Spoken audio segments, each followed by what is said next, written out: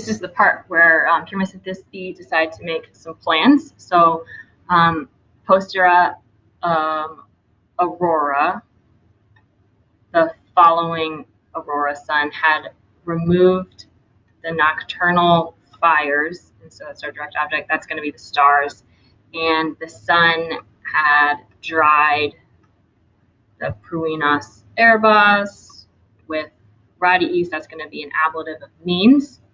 And then we have our syncopated verb. They met, they came together at the usual place.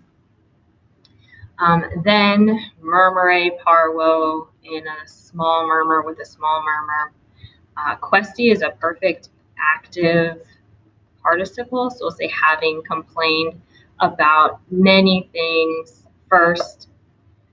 So they're probably complaining about their situation. They finally decide, so they decide, and then we have our indirect command. So they decide to, indirect command, and they're going to have 4 verbs in the indirect command. So I'm going to highlight those in yellow. So we've got temptent, so they decide to try. They decide to relinquant, to leave behind. They decide to conveniat, to come together.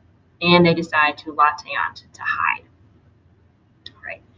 So they decide in the silent night, to try to do 2 things. So to deceive the guards and to go out, and this is an ablative of separation. So ablative, especially when you have an X prefix like that, so from the doors.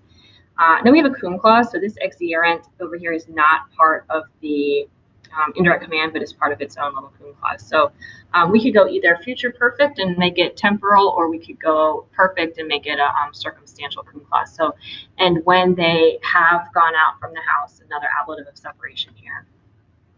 Or you could say when they will have gone out from the house. The next thing they're going to do is leave behind, and this is where we have our first synecdoche. So synecdoche, remember, is where a part represents a whole. So the roofs represent the buildings. So they're going to also leave behind the roofs, the buildings of the city. This line is a little bit strange. So it's actually going to introduce a purpose clause. And I like to use lest with my purpose clauses. So lest, and we have passive periphrastic with the dative of agent. I'm going to make this my subject because it makes more sense. So lest the wanderers wander in a wide field. So basically, so that they know where to meet, they decide, again, back to our subject, they decide to come together at the tomb, put all this together, of Ninus, and to hide under the shade of the tree. And then we have a description about the tree. This is a little bit of foreshadowing. So the tree, berima, very, this is superlative, so very abundant in, this I think is an ablative. We talk about it as ablative of specification. Description or specification.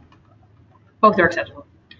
And then this is an apposition where it renames the tree. So a tall mulberry tree. So apposition is just where we rename something. So the tree, not just any tree, the mulberry tree. And then we finally hit our verb. So you could say something like, there was a tree, blah, blah, blah, a tall mulberry tree. And then this is describing the tree as well. So there are 2 words describing the tree specifically, and then this is renaming the tree.